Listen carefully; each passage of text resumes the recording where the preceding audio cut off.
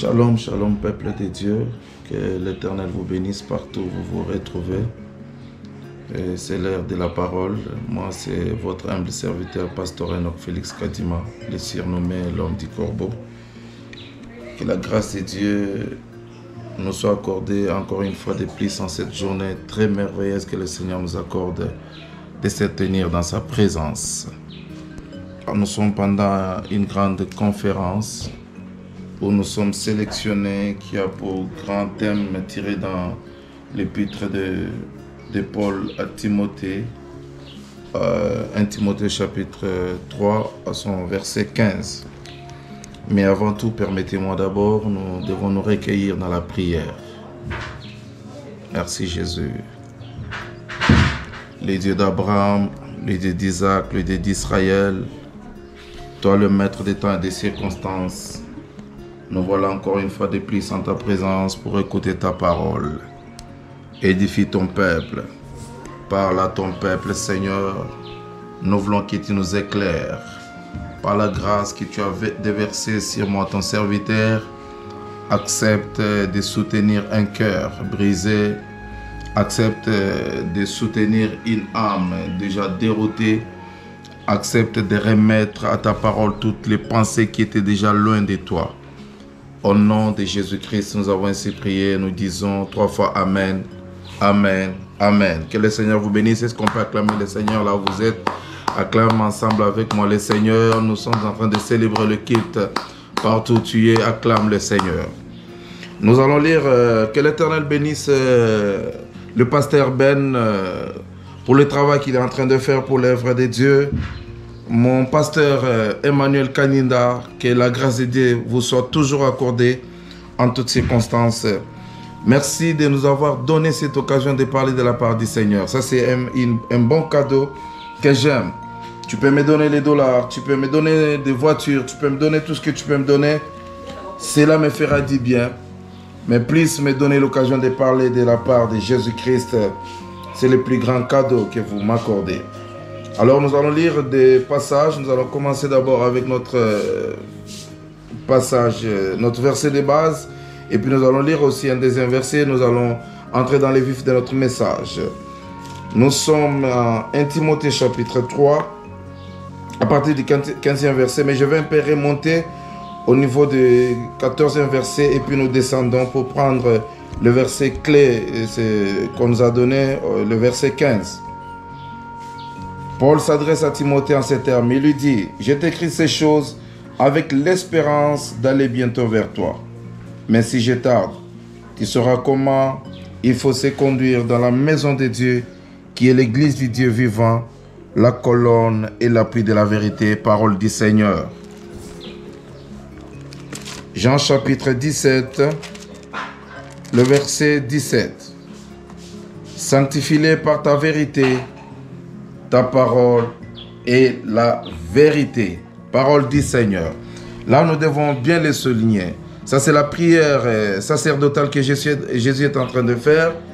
Il prie, il dit, sanctifie-les par ta vérité. Ta parole est la vérité. Bien-aimés dans le Seigneur, la grande conférence qui nous parle de l'Église, qui est la colonne et l'appui de la vérité. Nous allons parler aujourd'hui d'un sous-thème qui parle de la priorité. Paul dit à Timothée, il dit à Timothée, je t'écris ces choses avec l'intention de venir bientôt vers toi. Timothée était pasteur d'une église. Timothée conduisait une église. Paul lui dit, je t'écris ces choses avec l'intention de venir bientôt vers toi. Mais si je tarde, c'est là où il y a encore un autre problème. Si je tarde, Timothée, mon fils, tu sauras comment te comporter dans la maison de Dieu, qui est l'église du Dieu vivant, la colonne et l'appui de la vérité. Bien-aimés dans le Seigneur, ça c'est une grande conférence. Nous partageons les expériences en tant qu'hommes de Dieu. Nous parlons de la part de Dieu.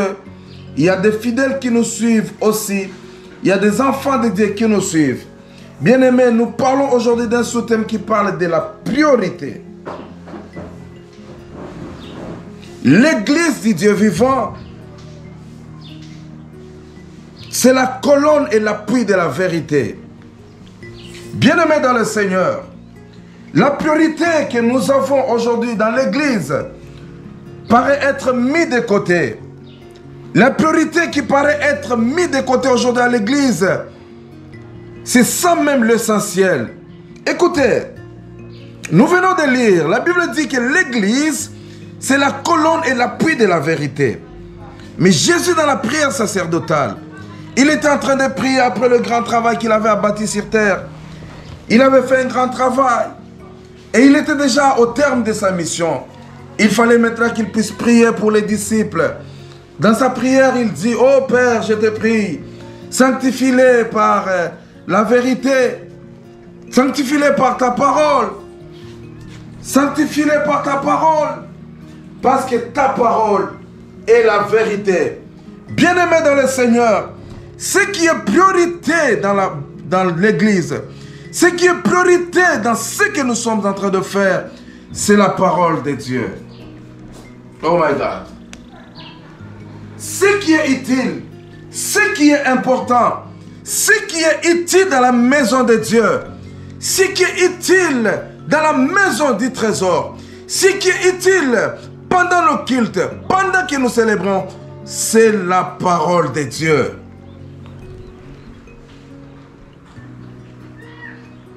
Aujourd'hui, nous avons fait un constat amer. Pendant nos conférences, pendant nos conventions, pendant nos marathons de prière, nous ne donnons pas encore trop d'importance à la parole. La parole de Dieu n'est plus à sa place. La parole de Dieu paraît être quelque chose qui vient en second plan. Et ça, c'est ce que je déplore. J'ai un très grand problème avec l'église de ce siècle. Nous donnons l'accès, nous donnons la priorité à ce qui n'est pas important. Aujourd'hui, on nous taxe de beaucoup de choses. On nous taxe de serviteurs avares, de serviteurs qui aiment l'argent. Vous trouverez dans l'église, on organise toute une convention. Mais au lieu de privilégier la parole, au lieu de privilégier la parole, mettre la parole à sa place, j'allais dire, vous allez trouver qu'on va commencer, par exemple, avec l'appel des fonds. On commence l'appel des fonds, l'appel des fonds, l'appel des fonds. L'appel des fonds peut prendre 1 heure, peut prendre 2 heures du temps, peut prendre 3 heures du temps. Et quand on a fini l'appel des fonds, vous entendrez les modérateurs dire, nous courons derrière le temps. Nous allons demander à l'homme de Dieu de démonter, nous donner la parole. Et là, nous lui accordons peut-être 30 minutes, peut-être 20 minutes. Bien-aimés, nous avons mis la parole à côté. La parole, c'est ce qui est essentiel. La parole, c'est ce qui est priorité dans tout ce que nous sommes en train de faire. Dans l'église, dans la maison de Dieu, nous devons prioriser la parole. Prêcher la parole. Mettre la parole en second plan. C'est ça un péché grave. Nous devons mettre la parole de Dieu en premier plan. La parole de Dieu ne vient pas en second plan. La parole de Dieu est notre priorité. La parole de Dieu doit être privilégiée. Parce que c'est la parole qui taille l'église. C'est la parole qui oriente les fidèles. C'est la parole qui donne la forme aux fidèles. C'est la parole qui nous donne des directives à suivre. C'est la parole de Dieu.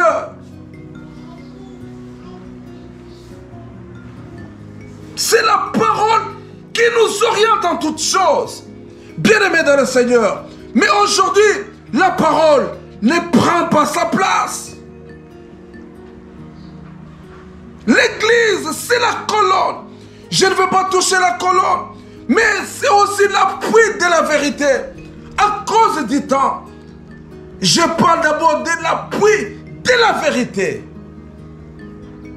Dans l'église, nous devons trouver la parole de Dieu. La parole de Dieu. La parole. Jésus dit, sanctifie-les par ta parole. Car ta parole est la vérité. Oh my God. Oh my God. Cher homme de Dieu, cher ministre de Dieu, cher conférencier, nous faisons beaucoup de manifestations, mais cherchons à mettre la parole à sa place. Marchons selon ce que la parole nous demande. Écoutez, nous voyons David. David a les intentions de ramener l'arche de l'Éternel, de faire quitter l'arche de l'Éternel dans la maison d'Abinadab, de ramener l'arche à Jérusalem. L'arche, c'était la présence de Dieu. L'arche représentait Dieu lui-même. L'arche était la parole elle-même. Mais écoutez, David commet une erreur. Or, Moïse avait déjà donné les instructions en Deutéronome chapitre 10 au verset 8. L'arche de l'Éternel devrait être transportée que par des Lévites, par des sacrificateurs. Mais David s'est dit, je suis un roi. Il part chercher un char neuf. Oh, David avait de bonnes intentions. Que l'Éternel bénisse David là où il est. Là où repose son âme. Que l'Éternel le bénisse. Mais quelles que soient les intentions qu'avait David, de prendre l'arche de l'Éternel et de le mettre sur un char neuf, cela ne suffisait pas. Cela n'avait pas suffi. On peut avoir des bonnes intentions. J'ouvre une parenthèse. On peut avoir de bonnes intentions pour Dieu, mais aussi longtemps que ces bonnes intentions ne cadrent pas avec la parole de Dieu, il y a la mort qui va entrer parmi le peuple de Dieu. Oui, il y a la mort qui va entrer. Je vous l'ai dit, il y a la mort qui va entrer. On a pris l'arche de l'Éternel. On a déposé ça sur un char neuf. C'est un char neuf qui était conduit par les animaux. Et là, David dansait.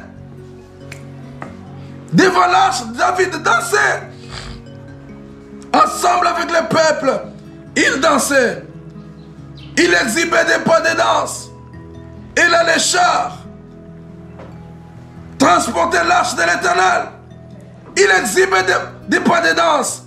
Mais écoutez, la Bible déclare, comme l'arche n'a pas été transportée par les Lévites, selon la loi de l'Éternel, l'arche a cédé, l'arche a penché. Mais écoute, Uza qui était à côté de l'arche, oh Jésus, Uza qui était à côté de l'arche, la Bible dit, il étendit sa main pour redresser l'arche. Et là, la colère de l'Éternel s'est enflammée contre Uza. La Bible déclare, la colère de Dieu a frappé Uza. Et sur place, Uza est mort. Écoutez, aujourd'hui nous prions. Aujourd'hui nous sommes à l'église, nous dansons. Alléluia. Hosanna. Jésus est vivant. Mais nous dansons. Nous célébrons l'Éternel. Mais parmi nous, il y a des cernus. Où est la parole qui est à sa place, qui peut redresser cette serre? Parce que la Bible a tout réglé. La parole a tout réglé. Que les femmes puissent s'habiller d'une manière décente.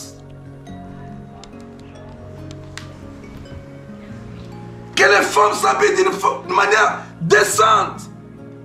Parce que la maison de Dieu, c'est l'appui de la vérité. Où est la parole qui montre à cette sœur que non, ça ne va pas? Tu ne peux pas t'habiller comme ça. Et quand on a laissé l'église comme ça, On est en train de chanter. On proclame la bénédiction. Mais il y a la malédiction qui entre. Il y a la malédiction qui entre. Le peuple est frappé. Le peuple est frappé. Bien-aimé dans le Seigneur. Ce qui est prioritaire dans la maison de Dieu, c'est la parole. Privilégions la parole. Prêchons la parole. Parlons de Jésus-Christ. Nous devons arrêter de parler de nous. Aujourd'hui, nous nous donnons les listes de parler de nos voyages, de parler de nos richesses, de parler de ce que Dieu nous a donné. Ce n'est pas mal. C'est une bonne chose. Mais dans la maison de Dieu, Paul dit à Timothée, je t'écris ces choses avec l'intention de venir bientôt vers toi. Mais si je tarde, bien-aimé, ici Paul est le prototype de Jésus-Christ qui nous a laissé sa parole, qui nous a donné les instructions dans la parole. Mais Jésus tarde. Jésus vient bientôt. Mais aussi longtemps qu'il tarde, nous devons savoir comment nous comporter dans la maison de Dieu. Nous devons connaître comment nous devons nous comporter dans la maison de Dieu. Quelle est ta priorité pendant le culte? Quelle est la priorité pendant toutes les cérémonies que tu fais à l'église? Nous devons prêcher la parole. Privilégions l'intérêt de la parole. Parce que c'est la parole qui redresse les cœurs courbés. Les âmes affligées, c'est la parole. C'est la parole. Mettons la parole de Dieu à sa place. Remettons la parole de Dieu à sa place. Quelles que soient les intentions que David avait, quelles que soient les intentions qu'il avait, c'était de bonnes intentions, mais il n'a pas respecté les normes. Il n'a pas respecté la vérité. Et là, la mort est entrée. Quand on ne respecte pas la parole, quand on ne respecte pas les normes de la parole, il y a la mort qui frappe l'église. Voilà aujourd'hui pourquoi nous prions beaucoup. Mais plusieurs, la vie ne change pas. Plusieurs vivent dans la misère. Plusieurs vivent la vie médiocre parce que ce qui est priorité n'est plus à sa place. Ce qui est priorité n'est plus à sa place. Nous donnons la place aux fidélités à l'église. Chanter pour l'Éternel, c'est bien. Parce que quand on se réunit, la Bible déclare que c'est lui qui a un cantique qui chante pour le Seigneur. Mais ce qui est important, quand on se réunit, c'est d'écouter l'ainsi dit l'Éternel. D'écouter l'ainsi dit l'Éternel. Aujourd'hui, l'Église a un problème majeur. Bien-aimés, nous devons nous dire la vérité en face. Il y a quelque chose qui ne va pas. Vous trouvez quelque part dans une église, on a organisé un service de 30 jours, un marathon de 40 jours, un marathon de 100 jours. Mais les intentions derrière les marathons, c'est un but lucratif. Un but qui vise l'argent. Oh, bien-aimés dans le Seigneur, remettons la parole à l'église. Remettons la parole dans la maison de Dieu. Remettons la parole. Et quelle parole nous devons prêcher? Bien-aimés, privilégions la parole sanctificative. Privilégions la parole de la repentance. Aujourd'hui, nous parlons de la force de l'église primitive. Mais ce qui avait fait la force de l'église primitive, c'était la qualité du message. Oh my God, oh right God. La qualité du message, c'est très important. La qualité de la parole que nous donnons est très importante. Nous devons y veiller, hommes de Dieu. Privilégions la parole de la repentance. Les gens se meurent. Les gens se meurent. Les gens meurent dans les péchés.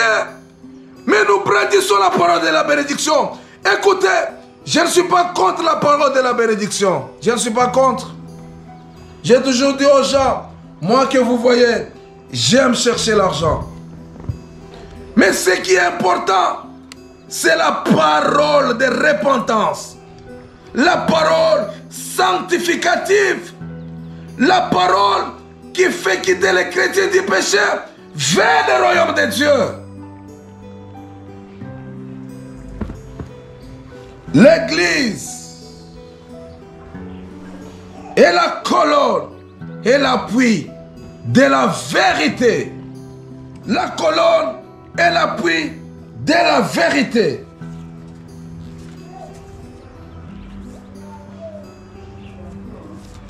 Mettons la parole de Dieu à sa place. Dans la parole, il y a tout. Écoutez, Dieu dit à Josué que ce livre de la loi ne s'éloigne point de ta bouche. Médite-les jour et nuit, afin d'agir fidèlement selon tout ce qui est prescrit. C'est alors que tu auras du succès et que tu réussiras dans tes entreprises. Bien-aimé, la parole a tout prévu. Dans la parole, il y a tout. Privilégions la parole. Quelle est ta priorité? Quelle est ta priorité? Quand tu organises des séminaires à l'église, quelle est ta priorité, homme de Dieu? Quelle est ta priorité?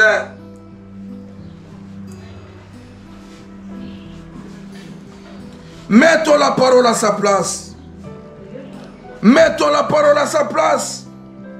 Remettons la parole à sa place. Nous devons trouver la parole dans la maison de Dieu. Écoutez, il y a un serviteur de Dieu qui était venu me voir un jour. Écoutez, souffrez que je vous dise ça. Il vient me voir. Il avait une convention. Et il me dit, homme de Dieu, je viens spécialement te prendre pour profiter de ta présence afin que tu fasses l'appel des fonds. C'est pas mal, homme de Dieu.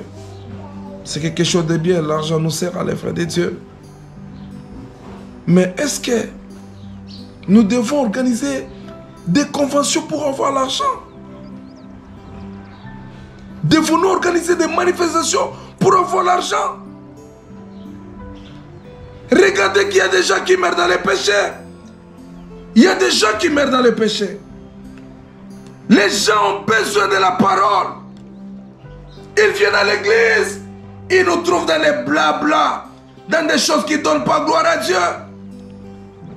Nous avons pris la chair de l'église, un lieu de règlement des comptes. Quand j'ai un problème avec notre serviteur de Dieu, je prends ma chair. Et là, je commence à tout faire. Je commence à tout faire. Mettons la parole de Dieu au centre de toutes choses. Privilégions l'intérêt de la parole. Nous devons trouver 10 pains dans la maison du trésor. Où est la place de la parole aujourd'hui? L'église, la maison de Dieu. Paul avait un souci. Il dit, mais si je laisse Timothée comme ça, Timothée risque de se perdre. Que chacun fasse son travail à l'église. Mettons la parole de Dieu à sa place. Et que chacun soit aussi à sa place. Tu es prédicateur, prêche la parole. Tu es diacre à l'église, fais ton travail. Tu es musicien, fais aussi ton travail. Que chacun soit à sa place. Jésus. Voilà aujourd'hui comment la magie a attaqué l'église. La magie a attaqué l'église à cause de nos intérêts personnels. Parce que nous voulons faire des choses à notre manière. Il y a des hommes de Dieu qui sont allés toucher à la magie. Oui, ils sont là. Écoutez, les miracles ne sont pas la vraie identité d'un vrai serviteur de Dieu. On reconnaît un vrai serviteur de Dieu par la qualité du message, par la qualité de la parole qu'il donne à l'église. Oh Jésus. Oh my God. Parce qu'on on donne pas la parole à la place. Parce qu'on ne donne pas la parole, sa place à l'église. On a donné la place au miracle. On a donné la place aux choses qui ne donnent pas gloire à Dieu. Il y a des hommes de Dieu qui sont allés toucher à la magie. Pourquoi? Parce qu'ils veulent faire des miracles. Bien-aimés, Jésus-Christ, Yehoshua Mashiach, c'est un grand Dieu qui est capable de faire des miracles. Jésus guérit, Jésus délivre, Jésus donne la bonne santé. Pourquoi tu vas aller toucher à la magie? Oh Seigneur. Oh Jésus. Privilégions la parole. Privilégions la qualité de la parole. Mettons la parole de Dieu à sa place. Marchons selon que la parole nous demande. Nous avons laissé nos mamanies à l'église. Mais où est la vérité? Où est la parole qui redresse ces femmes? Zambiouane. Zambiouane. Zambiouane. La maison de Dieu. L'église du Seigneur. L'appui de la vérité. Un appui, quand on parle d'abord de l'appui, c'est qu'on voit quelqu'un qui est fatigué. Je m'appuie sur mon frère. Je m'appuie sur ma soeur. Tiens-moi peut-être par la main, je suis fatigué. Peut-être ton frère peut te tenir par sa main. Il te tient et il te fait marcher quand tu es fatigué. Maintenant, la Bible dit que la maison de Dieu, l'église, c'est l'appui de la vérité. Oh my God. Quand je suis fatigué, quand tout ne marche pas, quand tout est noir dans ma vie, je vais dans la maison de Dieu, j'écoute la vérité, j'écoute la parole, je m'appuie sur la parole. C'est la parole qui me donne la vie. C'est la parole qui vivifie. C'est la parole notre priorité. Écoutez, il y a quelque chose qui me vient en tête. La pêche miraculeuse. La Bible dit, Pierre avait pêché toute la nuit. Oh my God. Selon l'expérience, il a pêché toute la nuit. Mais un bon matin, Jésus est venu. Quand Jésus vient, Jésus dit à Pierre, donne-moi d'abord ta barque. Je vais d'abord prêcher la parole. Oh my God. L'homme de la parole. Pierre a cédé sa barque. Jésus est entré dans la barque. Jésus s'est retiré de la terre. Oh, il y a des choses qui me viennent maintenant encore. Jésus a prêché la parole. La première des choses, la parole. Oh my God. Jésus a prêché la parole. Il a prêché la parole. Il a prêché la parole. Après avoir prêché la parole, il dit à Pierre, maintenant, jetez vos filets. Oh my God. Après la parole, il y a des miracles qui s'opèrent. Après la parole, il y a des miracles qui s'opèrent. Après la parole, il y a des miracles qui s'opèrent. Pierre a fait la pêche miraculeuse. Bien-aimé, la priorité, c'est la parole de Dieu. L'église, la colonne et l'appui de la vérité. Oh my God. J'aimerais que tu pries avec moi. En cet instant, j'aimerais que tu pries avec moi. On a beaucoup à parler, mais faute de temps, on arrête. J'aimerais que tu pries avec moi là où tu es maintenant. Cher homme de Dieu, peut-être que le diable t'avait déjà dérouté. Peut-être que le diable avait déjà déformé tes pensées, avait déjà amené tes pensées loin de la parole. Peut-être que tu étais en train d'organiser une convention avec comme intention d'avoir l'argent. Mais aujourd'hui, écoute la voix de Dieu qui te dit, priorisez la parole de Dieu. C'est dans la parole qu'il y a tout. C'est dans la parole qu'il y a tout. C'est la parole qui donne l'argent. C'est la parole qui donne le succès. C'est la parole qui donne toutes les bonnes choses. Et mettons la parole de Dieu à sa place. J'aimerais que tu pries avec moi. Merci pour ces instants, Seigneur. Ces instants glorieux que nous venons de passer en ta présence.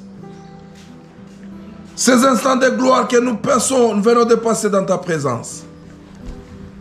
Elohim, le Dieu qui nous a parlé de la priorité aujourd'hui qui est la parole. Nous devons mettre la parole de Dieu au centre de toutes choses. Seigneur, soutiens mon confrère. Soutiens mon confrère, ô Dieu de gloire. Soutiens ce pasteur. Soutiens mon confrère pasteur. Qu'il remette ses pensées à la parole. Et quelle est sa parole qui doit être privilégiée? La parole qui ramène les gens à la repentance. La parole qui doit faire quitter les gens, les péchés pour l'intérêt du royaume de Dieu.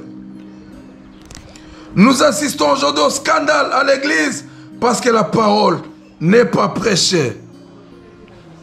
Nous devons mettre la parole de Dieu au centre de toutes choses. L'église est la colonne et l'appui de la vérité. Sanctifie-les par ta parole, car ta parole est la vérité. C'est la parole qui est la vérité.